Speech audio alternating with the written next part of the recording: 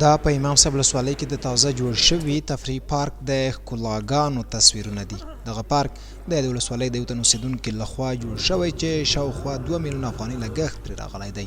د پارک مسؤلین وایي دغه ولسوالۍ کې د کورنیو بهرنیو سیلانیانو لپاره د مناسبو تفریح ځایونو نشتون هغوی دې ته اړ کړل ترڅو د دغه پارک په جوړولو لاس پورې کړي. پروگرام و برنامه ما این است که 8 میلیون افغانی دیگر هم که در پهلوی امی 8 ریب زمین ما داریم.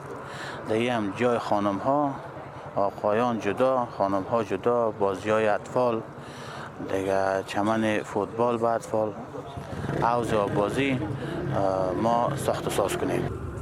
په همدې حال بیا د امام صاحب ولسوالۍ یو شمېر اوسیدونکي چې د پارک ته د تفریح لپاره راغلي د دغه پارک په جوړېدو خوښي څرګندوي او وایي چې دا په امام صاحب ولسوالۍ کې لومړنی معیاري پارک دی چې تازه ګټې اخیستنې ته سپارل شوی دی.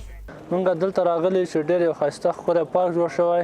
د دې خلکو ملګرو سره راغلي مایخورې ته د ما سرمایه‌ګزارانو دغه تقاضا کېږي چې دغسې پارک جوړ کړي او بل د امارت اسلامي لخوا مونږ دا تقاضا ده چې د خلکو نه د سرمایه‌ګزارانو نه حمایت وکړي. چون ما اکثرا طول سال میریم به دیگه ولایت میریم به دیگه ولسوالی هم میریم به خاطر تفریح. یعنی از اینجا خیلی فاصله دوری را ما طی میکنیم. ما خوب است اینجا ساحل نزدیک است، داخل شهر است، شهر هم نزدیک است و از دوستا و عزیزایی که میان از دیگه ولایات هم ما به خاطر تفریح اینجا به اینجا بریمشان.